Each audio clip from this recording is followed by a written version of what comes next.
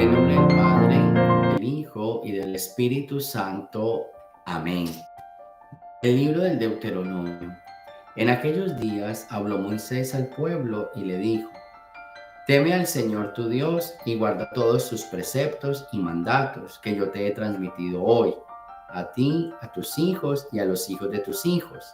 Cúmplelos siempre y así prolongarás tu vida.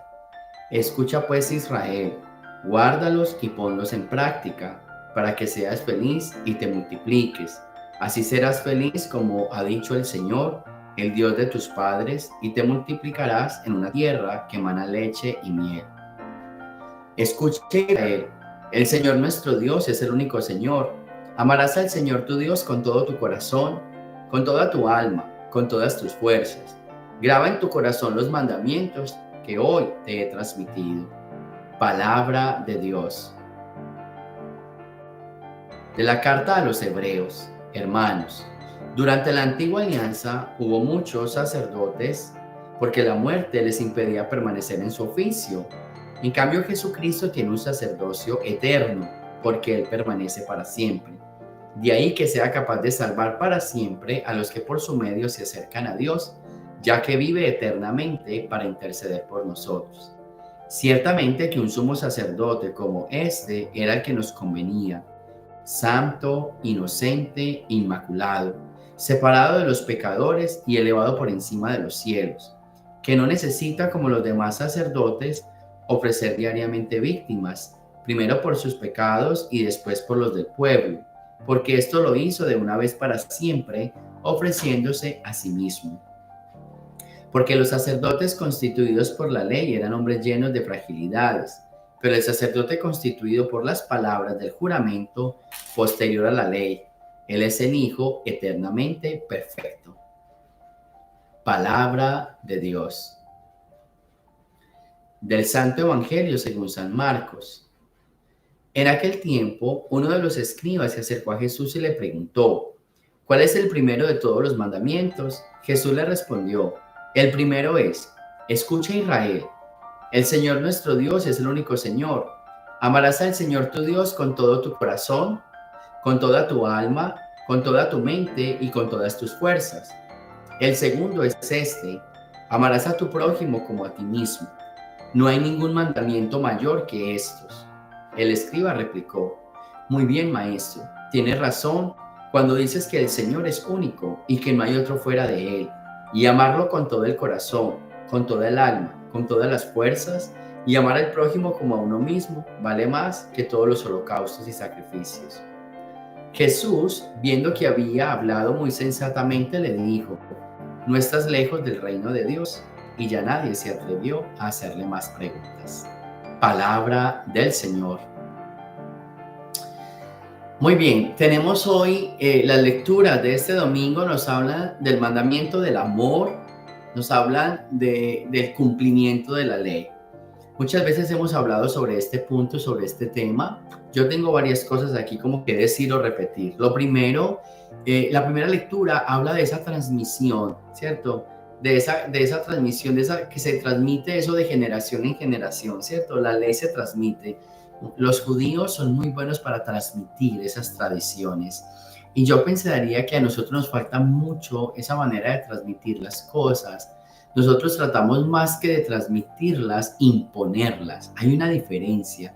Transmitir es encontrar el sentido, encontrar el gusto, el por qué se hace, ¿sí? Esto se hace de esta manera porque realmente es para esto. O sea, yo siempre soy dado como: explica por qué lo haces. O sea, tú lo haces por esto.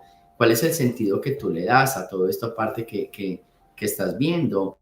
Entonces, yo diría que eso parte de la primera lectura y eso parte mucho de los judíos. Es un pueblo que enseña sus tradiciones, pero no las impone. Nosotros a veces, los cristianos, los católicos, imponemos. Es que tiene que ser así, es que toda la vida ha sido así. Esa imposición lo único que consigue es que en un momento se cansen y ya no hagan nada más. Se cansen, suelten y ya. Entonces, yo pienso que hay una gran diferencia y que nosotros tenemos que aprender a eso. Pasar la tradición, o sea, pasar todo este tema de lo que nosotros hacemos, es con amor. ¿Cuál es el sentido de esto? Es que no es porque tenemos que ir a misa, no. ¿Cuál es el sentido de ir a la Eucaristía? Es que tenemos que hacer esta oración, pero ¿cuál es el sentido? Eso se llama pasar la tradición y pasarla con ese amor, de que los demás encuentren un sentido del por qué la tengo que volver a hacer, por qué la tengo que seguir haciendo. Eso se llama pasar la tradición. Y esto es muy bonito que habla la primera lectura. Pero en tema ya profundo, el tema es el mandamiento. Hoy se habla del amor. Hablar del amor, y hemos hablado muchísimas veces de este mandamiento del amor. Quizás una vez más no nos hace daño, pero enfoquémonos en algo. Amar a Dios con todo tu corazón, con toda el alma, con todas las fuerzas. ¿Qué significan esas tres cosas? Con todo el corazón es que nuestros sentimientos estén llenos de Dios, o sea, buenos sentimientos.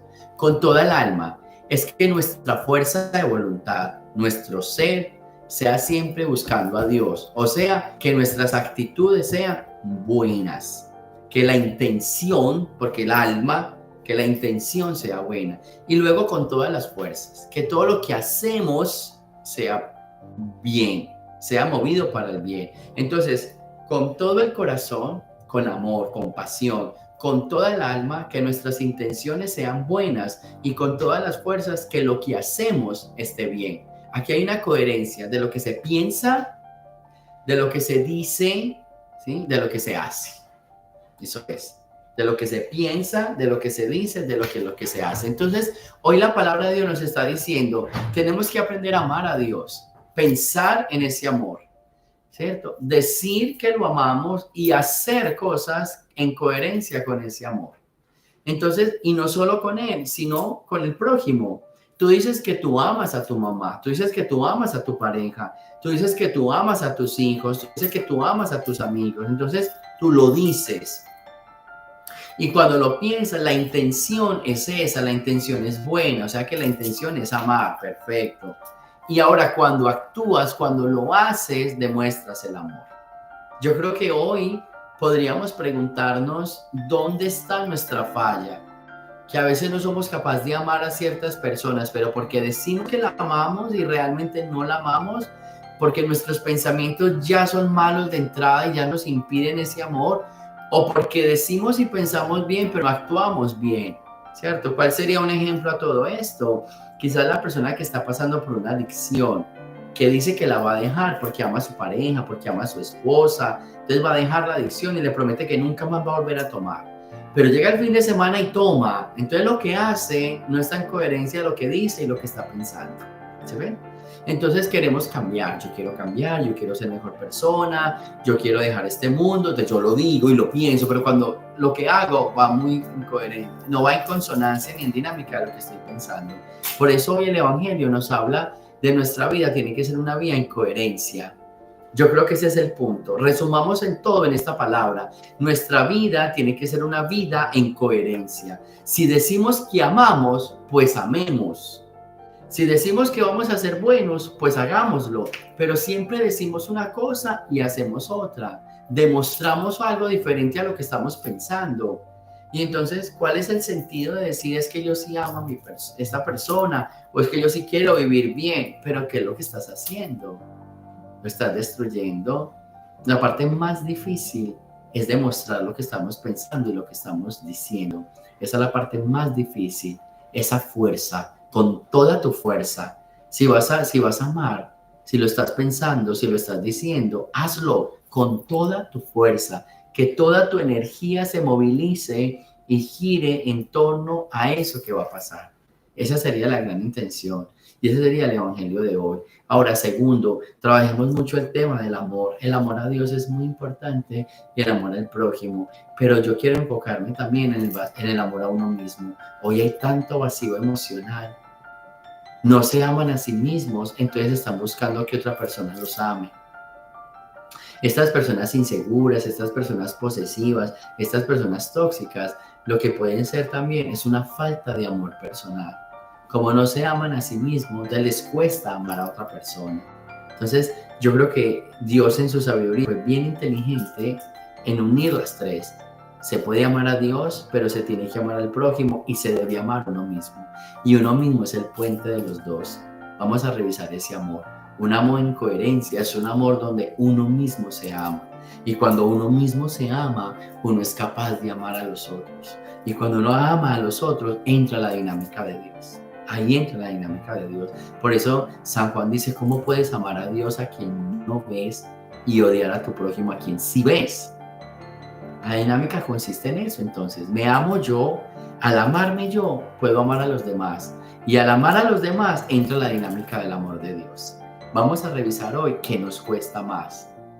Es ese amar a nosotros mismos, ese amar a nuestro alrededor, o ese amor a Dios. Pero Dios es de último en la dinámica del amor. Primero estoy yo. Si yo no me amo, ya no hay dinámica. Entonces, vamos a amar y vamos a pedirle a Dios que nos enseñe a trabajar esta parte, que nos enseñe a trabajar, a enseñarla y a enseñarla con amor, y al mismo tiempo a vivirla y a vivirla con amor. Gloria al Padre, al Hijo y al Espíritu Santo, como era en el principio, ahora y siempre, por los siglos de los siglos. Amén. El Señor esté con ustedes y la bendición de Dios Todopoderoso, Padre, Hijo y Espíritu Santo, descienda sobre ustedes y me los acompañe siempre. Jesús, María y José.